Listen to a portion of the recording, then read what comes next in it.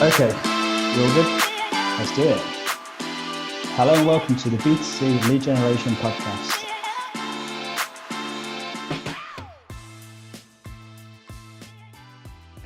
Welcome back to the B2C Lead Gen Podcast. My name is Daniel Hopewell here with Simon Delaney, and this is episode 57, How Effective Can Outbound Be?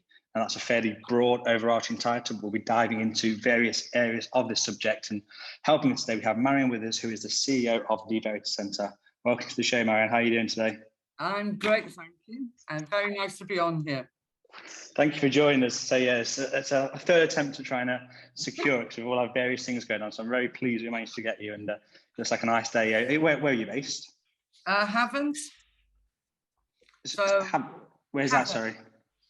It's just outside Portsmouth. So basically, it's just off the A27. Well, it looks a very nice day in Havant. I can see the sort of blue sky. So yeah, we're all in a good mood. We'll get cracking, and we'll dive into the Verity Centre. So Marianne, to kick us off, could you tell us a bit about the Verity Centre and also your role and your kind of background, how you got into that? Okay. Well, the Verity Centre is a small boutique. It's kind of been driven from my thoughts of over the years of what I wanted, and I did go into something for a while as COO for about 6.5 years. Let's just kind of put his paths separated as they were not aligned, and I came out of it going, what am I going to do? And then Humphrey Davis out in South Africa sent me a message, and it basically kind of went, Marianne, what's your focus? So I woke up the next morning and kind of went, hang on, my whole concept and idea was about having something very innovative and actually going back to the fact of, how you talk to people, and that any sort of kind of relationship and communication can be an art form if it's done properly. And also down to the fact of, because I've adored outbound for, my God, 25, 30 years, actually, 30 odd years, is the thought of, I could really get into something and start talking with people about outbound and where we could actually take it and maybe change people's concepts and perception about outbound. I mean, there's companies out there who totally stopped outbound because they're scared of it, but, they shouldn't be. So I came up with, I wanted to make a kind of a point out there of my beliefs and ethos of what I do. And I'm someone who has massive integrity. And basically, so I named it the Verity Centre because Verity means truth and principles. And that kind of started off where all the values come from, through Verity. And the other thing about really is about the people. They are the most important asset you have in the company. And if you look after them and you develop them and nurture them and inspire them, actually you get them to do amazing things. And then thrown in with it, our whole concept about the respectful approach to communication would be really quite fun. So we just spent a long time.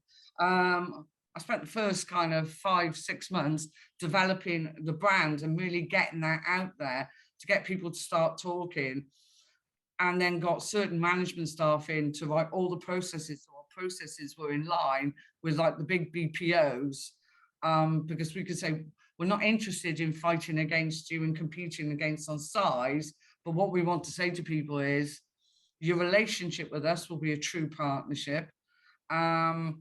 We're completely and utterly authentic. We are definitely positively different, and that you should come and talk to us. And actually what is really weird is all the stuff I keep promoting about outbound, about 70% of work we're doing at the moment is inbound. Because I keep getting people contacting us and going, you're really good at outbound, so you should be really good at this. What do you think about? Well, and I find inbound really, really quite easy because it's technically, you have a system and you utilize that correctly, the different modes of communication, because they are just modes. And then the important thing is the actual communication. So if you spend most of your time really developing and nurturing and educating your people, actually inbound's not that difficult, but it's about the time you give them. So yeah, haven't been doing as much outbound as I thought I would actually be doing. Can I ask you a question? When you said a lot of brands have been put off doing outbound, what is it specifically do you think that's put them off? It's calls that they get at home. I mean, we know the charity industry. I mean, I can't remember exactly the date it happened, but it was an incident in Bristol, and basically that kind of shut down the most of the charity market. At the moment, the charity market is definitely, you will have seen, is starting to come out, but the compliance around it is a lot more now, which is really, really good. You know, there are some insurance companies out there, and I remember having a conversation with a couple of them, and they want to do it, but they're absolutely petrified of their compliance are the ones who are saying no because it's too dangerous, and a lot of it is to do with perception of what people get at home. You will. So just to be clear, this is brands using outsourced centers to call people, but it's the perception that those people don't want calls. It's not just about brands outsourcing; it's brands doing it themselves. And brands doing it themselves. Yeah. I think it's more about one, the compliance side of it, and they're kind of concerned because of the type of calls they receive themselves at home. And honestly, some of the ones I receive at home are awful. And I'm not saying there aren't good centres out there. Yes, there are. But there's an awful lot of not good ones who aren't compliant, and all they do is, you know, burn through data. There's no relationship building. There's none of that. And so you have an insurance company that, you know, FCA are on their necks all the time, who just kind of step away from it and just are concerned to actually do that. Also, conversation I had with them is, it's difficult, isn't it? And you know, they look at that as, one, it's really difficult because to do it properly is a pure art form. Yeah. Which means they haven't got the people internally, so they have to choose the right external people and get the right external partners, which is a lot of work, and you actually have to manage them. So there's a lot more thought surrounding the whole thing for someone to make a decision on utilising outbound, even though I perceive, and like Paul Banks, Jimmy Hosen, you know, Gary Gormley, who are doing this outbound, reinventing outbound at the moment, is that it could be a very powerful tool and quite a magic wand for a lot of organizations, especially on the fact if you've got business development, that first year, what do you do with them? They just forget you, especially insurance companies. There was there was a thing that came out from the ICO yesterday, wasn't there? With I was just looking at it now while we were talking about insurance companies that all got fined. I think it was £405,000 yesterday over predatory marketing calls targeting elderly, vulnerable people. So there's like UK Appliance Cover Limited, Domestic Support Limited, Home Shore Solutions Limited, Seaview Brokers, and UK Platinum Home Care Services. And so what I think, yeah, like you mentioned, what happens is, for me, I think a lot of this comes back to, there's two things. So one is obviously integrity. It's funny that you mentioned it. So it's like, where will you go to achieve your performance or whatever you're doing, but also the data that people are buying. So, you know, they're not making sure it's compliant. They're not making sure they've potentially got consent. There's definitely, I'm almost certain they have like no intent, a lot of these people, other than, you know, some of them they're talking about targeting the elderly as they're hitting people of a certain age. But I think sometimes this is almost like this news that came out yesterday from the ICO with this. If you are a brand that was looking to outsource, this sort of stuff scares you to death. Yeah. And it's actually that almost needs to be overcome, isn't it? It's the difference between this, the dark art of it, which is the only darkness is they're not doing what they should be doing, and like the actual like practical solution that can work of outbound, and it's a real education, I suppose, of what is the difference, isn't it? Yeah, and it is really quite massive. And as I say, it's like a massive, massive big ball with many, many different, well, actually more like a cog of a wheel, because every single cog has to be done correctly to make it work. And you're completely right. Data is a massive thing. And it scares me in companies, and I've seen it, where empowerment is moved to more like abdication. And what you have is, I mean, I believe in empowerment. However, if someone doesn't know anything, and there's about educating people and learning and passing your knowledge on so they grow and understand things. Well, you've got in some companies, people are brought in and put in positions and got to deal with data. And what they're being is opinionated on the data, not actually looking at segmentation properly, looking at the AI, understanding the data, what is coming out of the data, and utilizing that to basically, do your forecasting, understand what your strategies are. So yeah, data plays an important part, but the problem is human beings, because they're the ones who make decisions on what they're doing. And I remember many, many years ago, I was working on a project, and it was all to do with telecoms sales for NTL. So that's going back quite a while. And NTL were really, really, really quite tight on the fact of, this is this many records you have every month, okay? This many people. And even though I kind of tried to talk to them so many times about dovetailing data to penetrate data better and those type of things, they were NTL and they kind of knew better.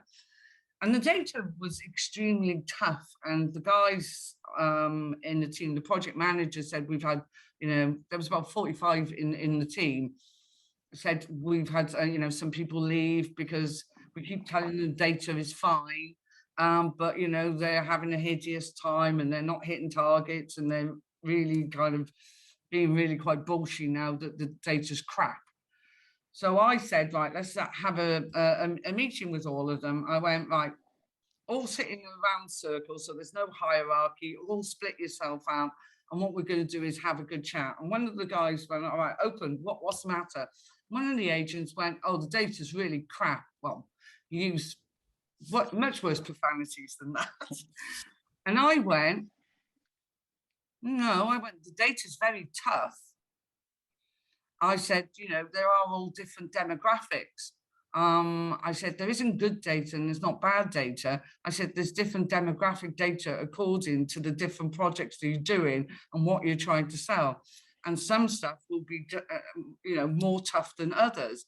I said, but if we can actually come to overcome the objections to deal with the tough data, could you imagine what you would do on data where the demographics was better and more supportive? So if we get you to hit target on this, then the fact is that what we can then do is you'll smash the target and just earn so much bonus.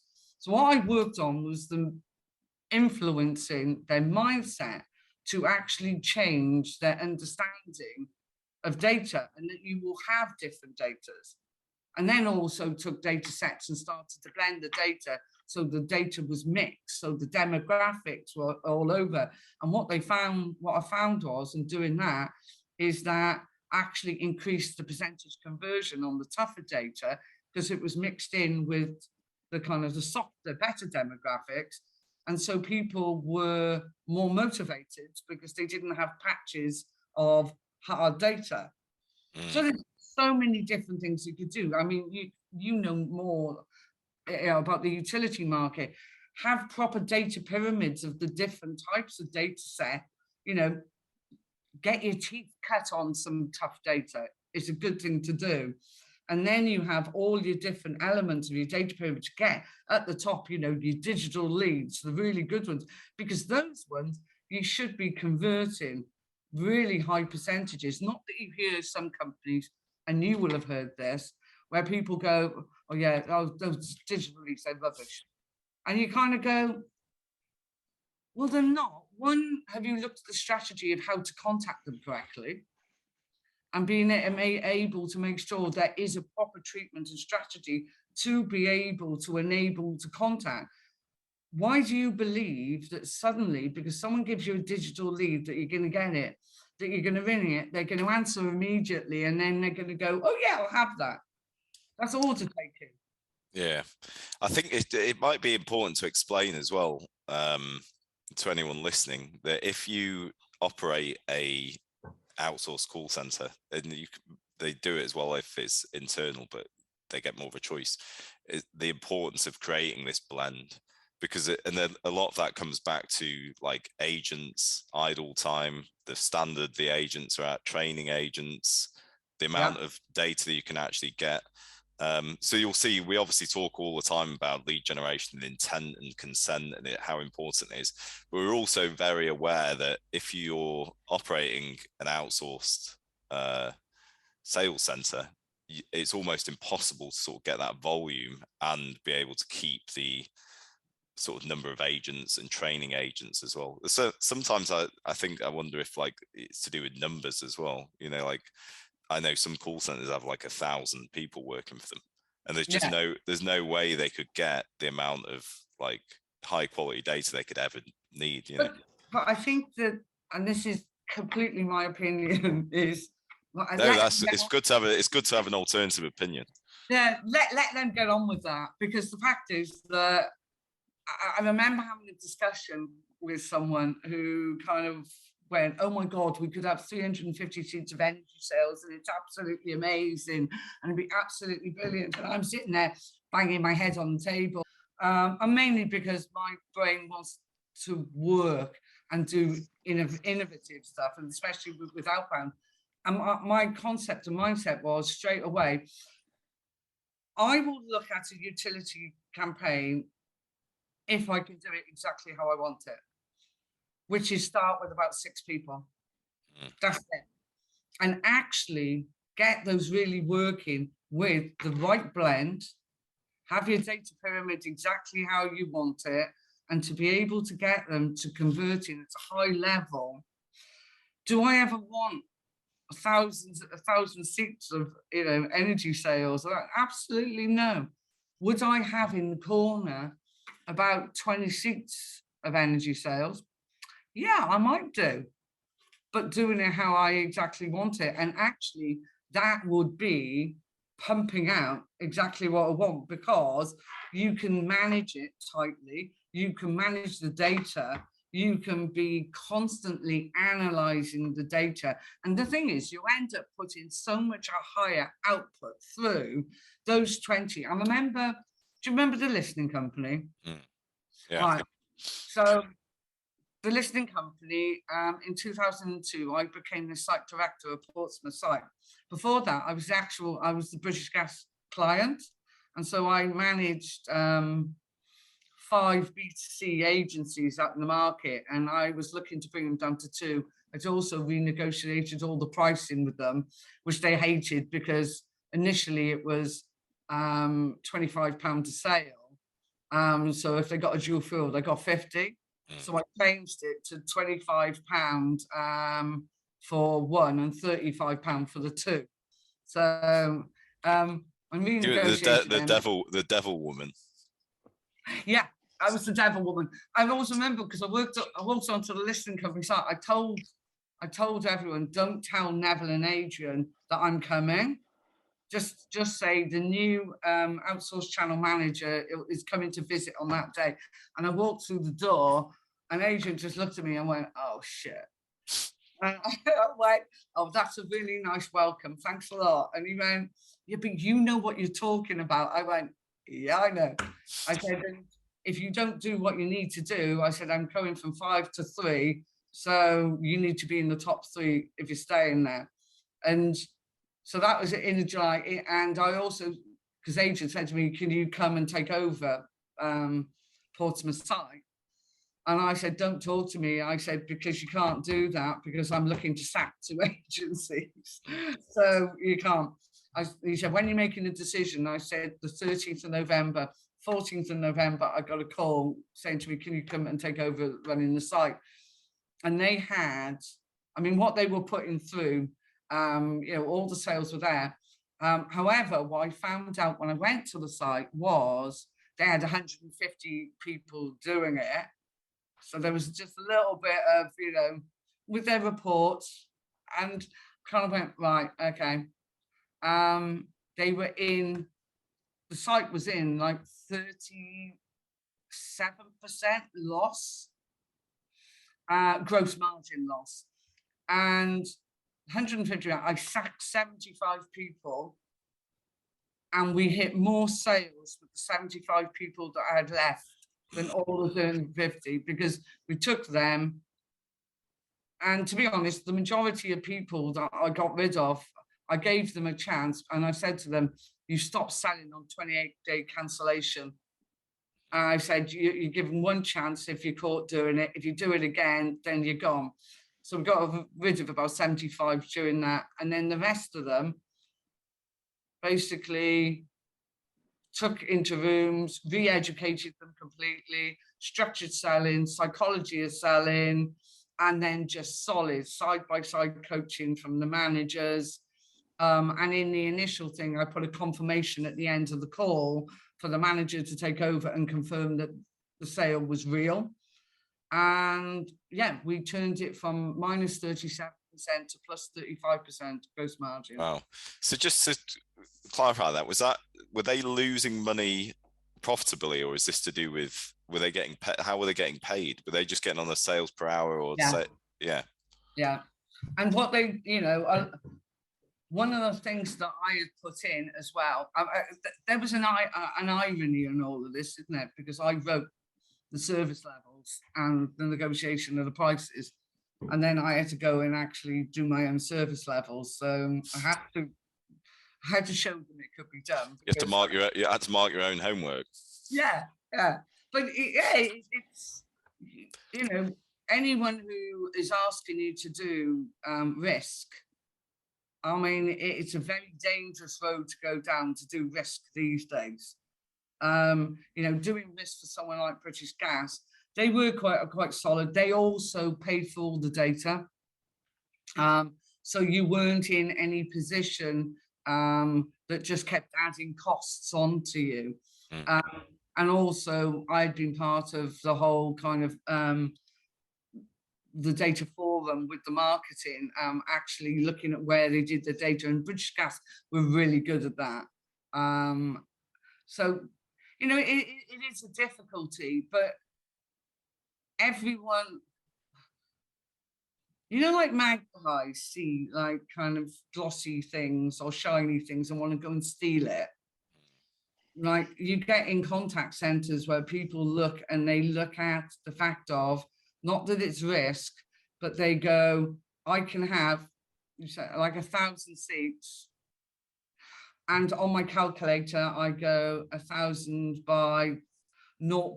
whatever, and it's going to give me this by £25 per sale, and it's going to give me this.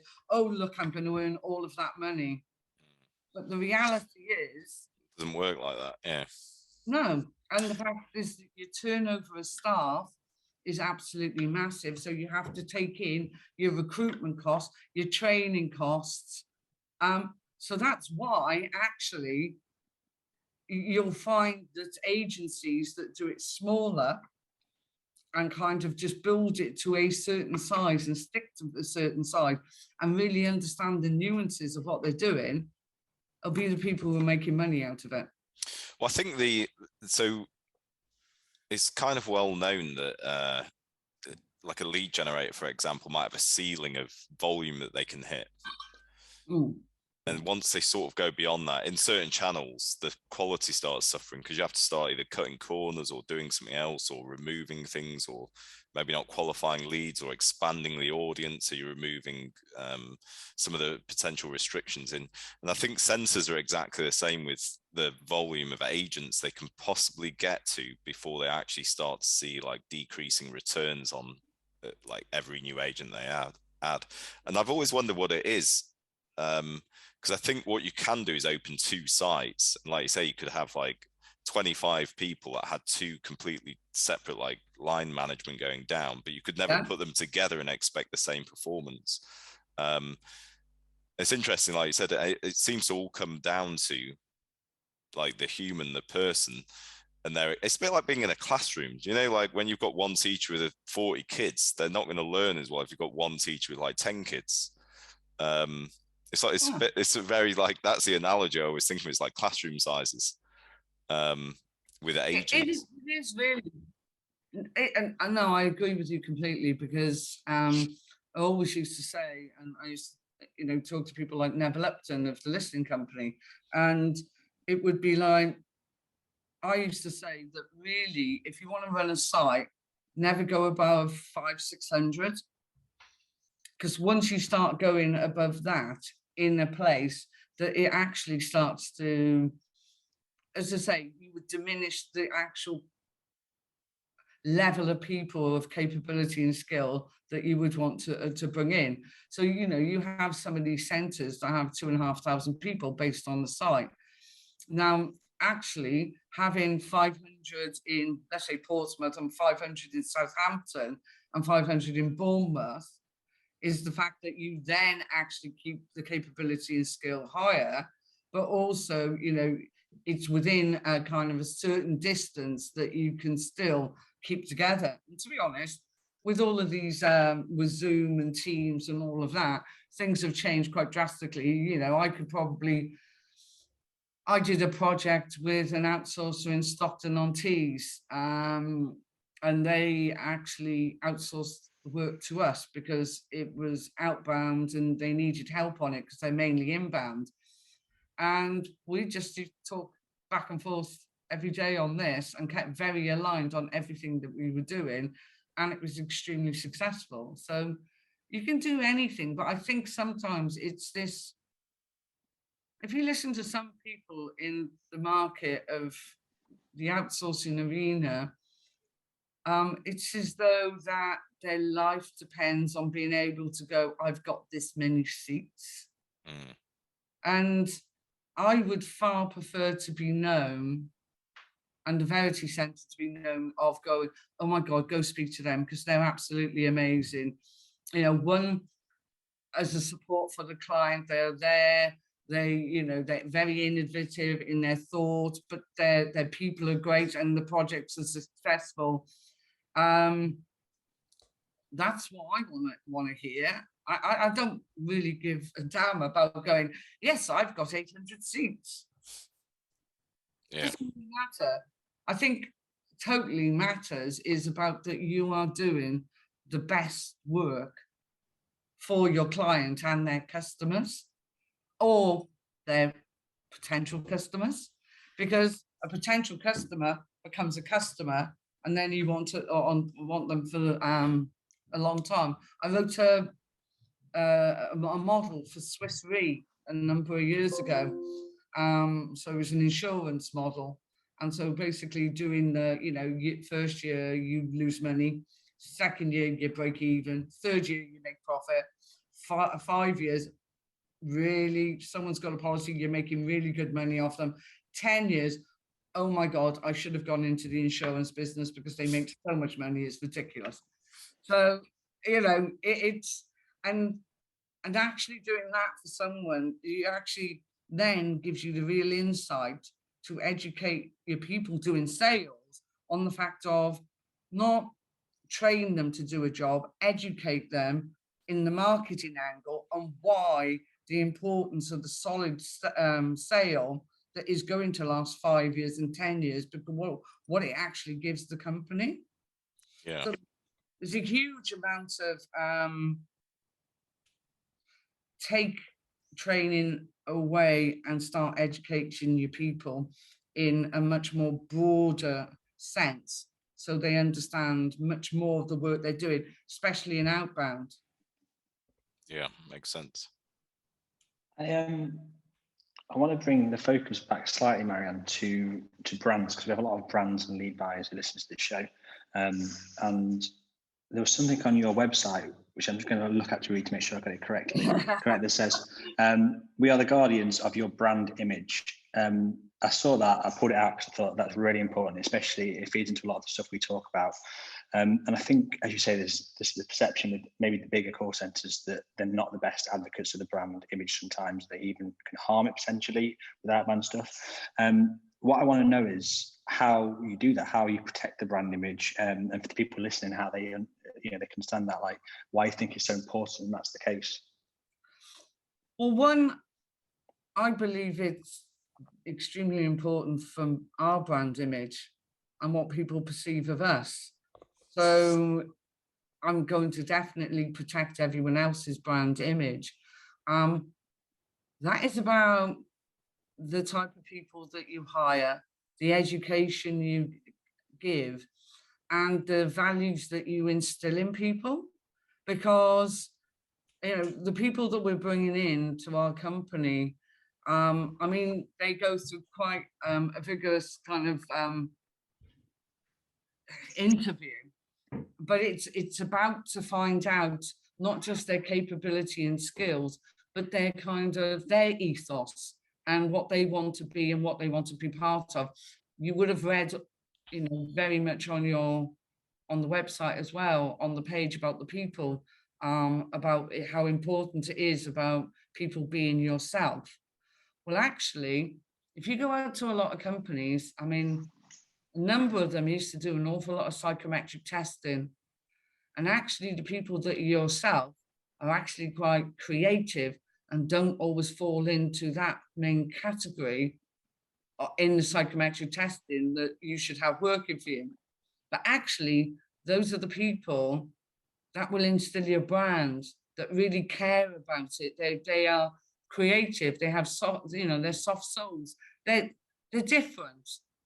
So actually, looking at the type of people very much who work in your company, who harvest those feelings and values that you do, will, you then can instill your clients' brands. We work for a medical company at the moment, and it's dealing with all their prescriptions. And so the empathy that we need has to be massive.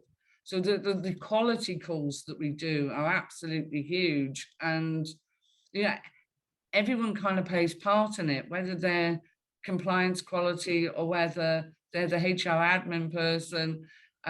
Actually, our database and MI person is all about making sure that we're constantly liaising with the guys on the floor and also listening to what they're actually doing and saying, and making sure that they are coached. Okay, not far listening, which managers do, but actually coached and helped and nurtured, in how they're talking to people. And again, one of our strapline is about a respectful approach to communication. So, it is all about the education and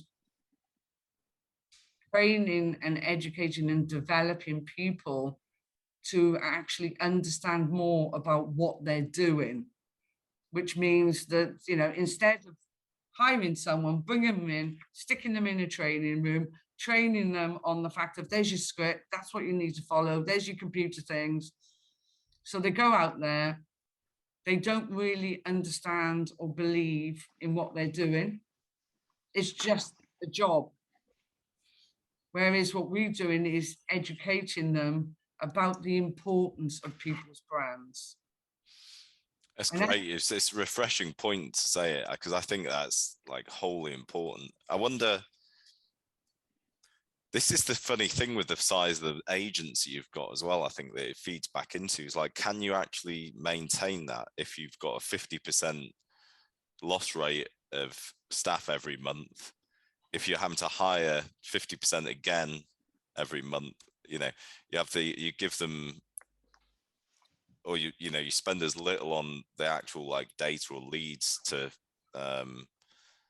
fuel the agents with, like, all these things feed into the respect for the brand, I think.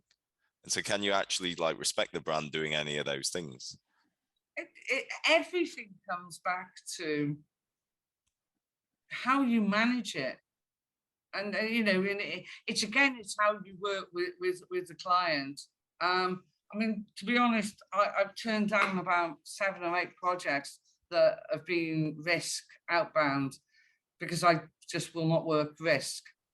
I mean, mainly because the fact is that if a company won't take a risk now themselves, then the fact is you probably can't hit what they're asking, because otherwise they would take the risk. By risk, you mean a cost per acquisition model? Yeah, absolutely. You know, again, if companies want their brands looked after properly, then it has to be a true partnership with a company.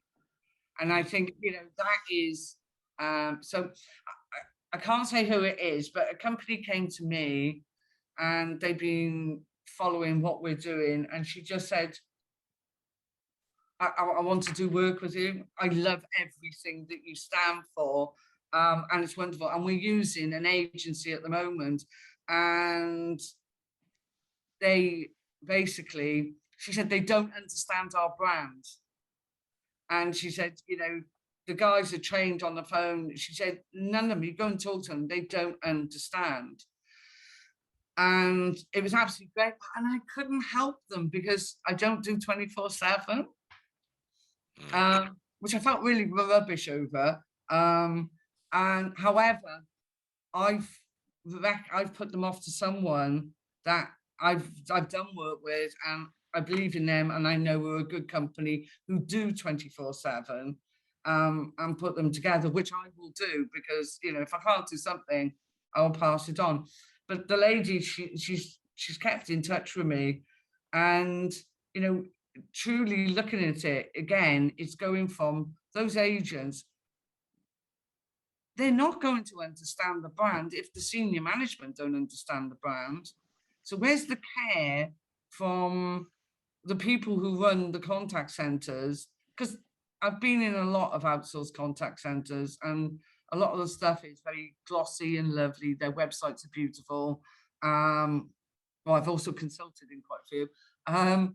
And when you come to it, you know, you actually go, because there is like 2,000-3,000 people in them.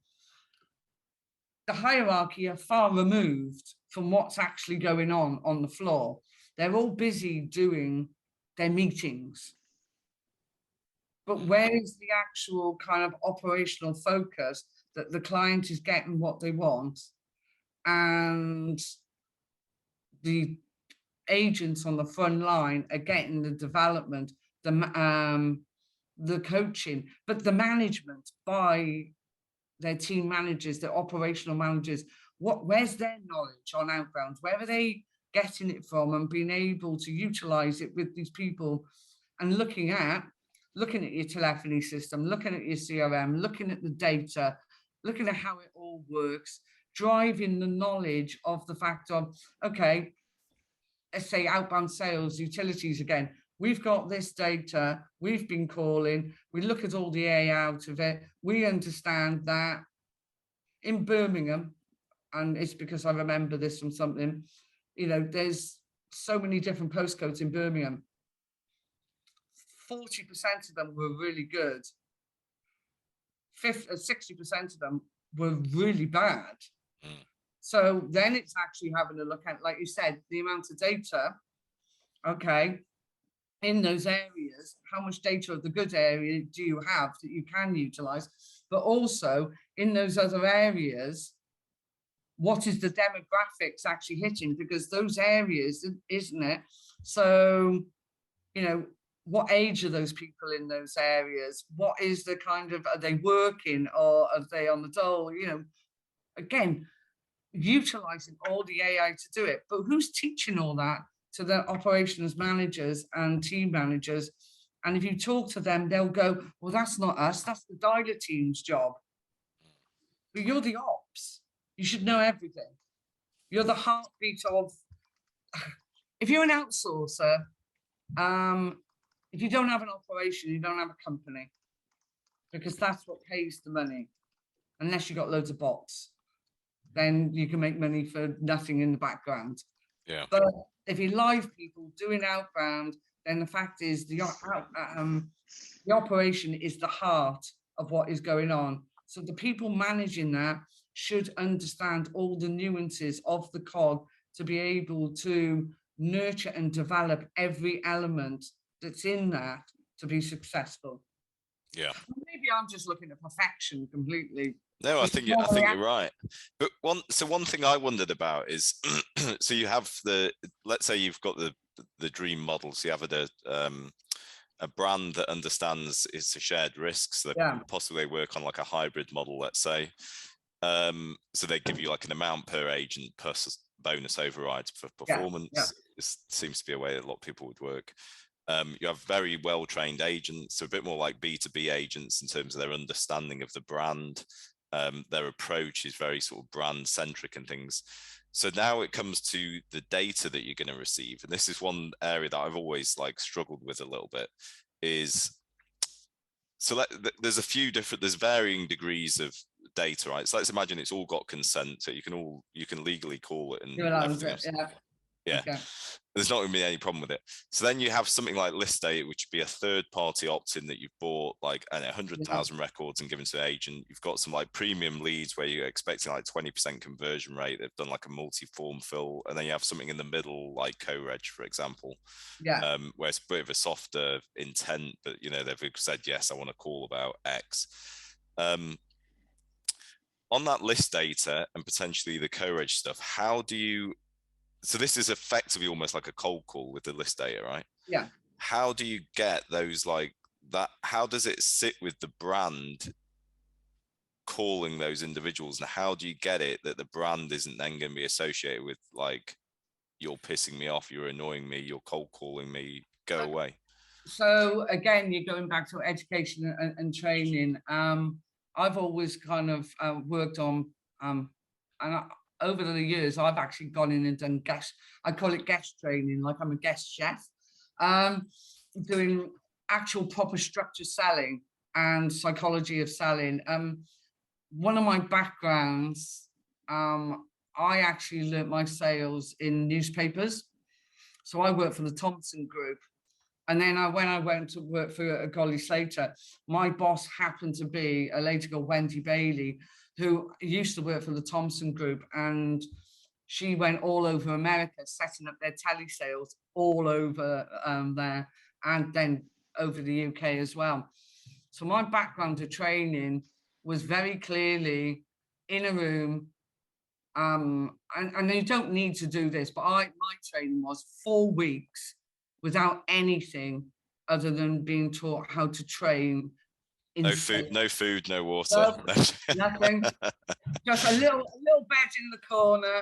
Now and again, threw me about. I was fine. No, but we didn't do anything. Yeah. All we were trained was in structured selling. And so I've never ever had to be taught how to sell again. I know in my mind, I've got to go in, I've got to grab attention, I've got to find interest, build a relationship there, give them the desire, and then close. It's simple. It's like the ADA model, right? Yeah. Right. Yeah. Which was one of the biggest selling techniques over the world for newspapers. Well, you use it on landing pages as well. It's a really sort of set structure that you can go through. Yeah.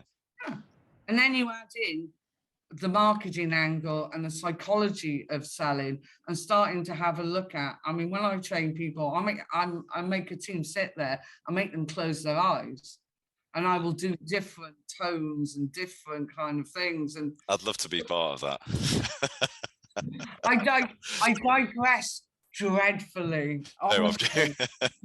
It's ridiculous. Yeah, I do digress too much. But it's the fact of what I'm trying to do is teach people and say, it's teaching them about the whole reason why people buy. And, also, oh God, and I hate this, I've seen this in so many places, that the trainer will go, get them all around and go, write your own script.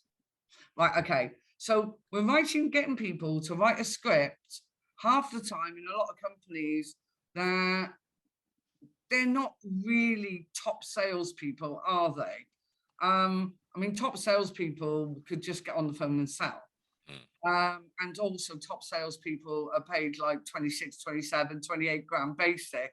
And they work for people like Yell and that type of thing. Yeah. Majority of people who are dealing with telesales in contact centers, business to consumer, are going to be the lower end of the market. And a lot of them who apply for the job see the bonus and go, oh my God, I want that. Not that they can do the job, but that's what they're focused on. And they can do an interview and they can show you and they can communicate very well and they can tell you all the things. Doesn't matter whether they can sell or not, but they can communicate and they want that bonus. So they'll sell it to you that they can do it. And you're going to allow that person write a guideline. So my thing is that, because, you know, you can't script people because that's not, because you want the structured sales part of it, but you write them a guideline and you write them different openings. And if I ever hear anyone ring me and tell me they've got an amazing offer, then I'll get the phone and beat them over the head with it in a nice way, because it's just like, oh my God, yes, you grabbed my attention. So it's about taking every element of it and breaking it down into training modules of what are the different things that you could do, you know, how you talk to people, how you introduce yourself, how you say the words of, you know, to me, if I went to the Verity Centre, I will say it in a way of pride because it means so much to me. So when you train people on the phone, and if they're saying a name of, just say, actually octopus energy is quite difficult to say. Shells quite easily because it's small of it. But it's again, you know, you listen to people who ring you at home and they hurry through the script and they don't say what it's about. And what they're trying to do is try and persuade you they're doing something else, not actually selling to you. Was it my favorite one of the utilities that I heard? Yes, we're reviewing your area at the moment of the, you know, the different energy suppliers and what they offer in your area. No, you're trying to bloody sell to them. That isn't an opening. So again, it's looking at what the opening is, and also then teaching people properly about the interest part of it. What does that mean? You know, it's not going, we've got a wonderful offer and then go home to close. It's about building a relationship. It's about, you know, and that's asking them a number of questions, but in a very open, very nice way, making the person feel very, very comfortable, because you've got between, 10 and 15 seconds to gain the trust of someone on the phone on outbound. If you don't do it within that time, you can forget the rest of the call. And so your opening has to be everything and make that person actually want to listen to you. And then it's taking them down the structure and the desire. Start teaching people what benefit really is, because I've gone into a lot of places and I'll say, give me a benefit. And they'll tell me a feature. And I go, well, no, that's still a feature. And I'll go, what's the actual benefit? Then they give me another feature. And then I kind of go in like, when are you going to use the words like peace of mind and comfort factor and, you know, things that actually mean something of why I might make a decision to buy? So again, I'm taking it to the nth degree of really educating people and teaching people to actually sell again. Because I remember when the time was, and you know, I do agree all the different levels of data and what you could do it, because what I want is the digital leads that they should be converted to 50%, 60%. Not the fact is that they come back and they tell you, as I've heard in a number of places, well, it's rubbish. Yeah, they just, I think, because yeah, I mean, over the years, you can imagine I've heard that loads, and it's more, it's like anything. You have to sort of understand it and figure out how to utilize it and what you're going to do with it and whatever else. When are you going to call it? But this is still coming back to this thing of like, okay, so you're saying that someone that's gone like, yeah, yes, I want to call about whatever product. She said energy. So energy, and I want to switch. And with this person, give me a call right now, versus cold calling someone, and then you can say it doesn't work. There's no, logically, it doesn't make any sense whatsoever. The thing is that people are people. Yeah.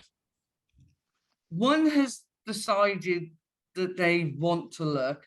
The other one hasn't thought that they want to do it yet. That's all it is. I mean, and the thing is that this is why I could get better conversion out of kind of your leads, because I can get a conversion out of cold leads, because my whole point is the cold one is just someone that's not decided to actually put on a website yet that they're interested. You don't know whether they're interested or not. And actually, tomorrow or the next day, they might be that person who's one of your digital leads. I've often wondered, why don't centers, so let's say you've bought a load of data, like as in it's consented third-party data, it's cold calling, and do a retarget. So treat the call almost initially, it falls into the AIDA thing as awareness, and then you get their level of interest, then you target them, I don't know, socially, like via Facebook, because you've got their details, you could upload them and then start running ads. So rather than it being, I don't know what the conversion rates, that sort of data are, but let's say it's 2-3%, you've got all this awareness at the beginning for the other 97%, and then you're targeting them when they like either with more interest, or they're hitting their desire, or if they're going to take action later on. I have never seen anyone do that. Okay, in my last company, yeah, I built a concept around that and sold the idea to Shell, who at the time agreed. I set up a domain name, and it was called Love to Switch, because that was cool. I actually got the domain name of that at the time. And it was to have a team taking the really cold data, warming it, building pipeline, utilizing the Love to Switch website. And we even signed off a script with like Shell at the time. And let's just say it didn't go ahead. Right. Yeah. It'd be interesting to see the results if it did. If you started seeing outbound, because I feel like that might almost open the, make it more palatable to more brands again. Like you were saying, there can be this thing that actually a lot of this is, rather than seeing it as negative brand awareness, is there a way to turn this potential like cold call into a positive, like, well, we did a load of work for IPS, so the individual preference, whatever it is now, I can't remember what they call it. And that originally started was actually contacting people and putting them on TPS, but getting them to would they be interested in receiving specific calls, because these people actually weren't not interested in having, like, let's say, like a utility sale or an insurance sale. What they didn't want to do was be bombarded with people ringing them at home. So they were registered on the TPS, and then there were certain partners that you would speak to them and say, would you be happy for a call from this person, this person, this person, this person? Now, I did a project on behalf of an energy company, which was in one of our rooms, and in the other rooms was the IPS guys. So I bought leads off the IPS guys and then had them moved internally, and we were hitting 45% conversion on them, and it was absolutely brilliant. So there's an awful lot that could be done and looked at. It's a very interesting one to look at. Yeah. Marianne, you've been a fantastic guest. We've really enjoyed talking to you and having you on the show. It's been great. As you've been speaking, I kind of pick out notes and things that people say, and a few of them I've got are high quality data, protecting the brand, building strong relationships, and these are all kind of things that we talk about on the show frequently. So it's a pleasure to have you on and joining the conversation with that. It's been fantastic. Thank you so much for joining us. I took as well, shut your eyes and listen to you do lots of different voices. Simon, that's for the uncut version. We'll put that in the loop. Thank you so much, Marianne. We really enjoyed it. That was episode 57. How effective can outbound be? Thanks for listening to the B2C Lead Generation podcast. Be sure to hit subscribe to hear more from those at the very cutting edge of the lead gen world.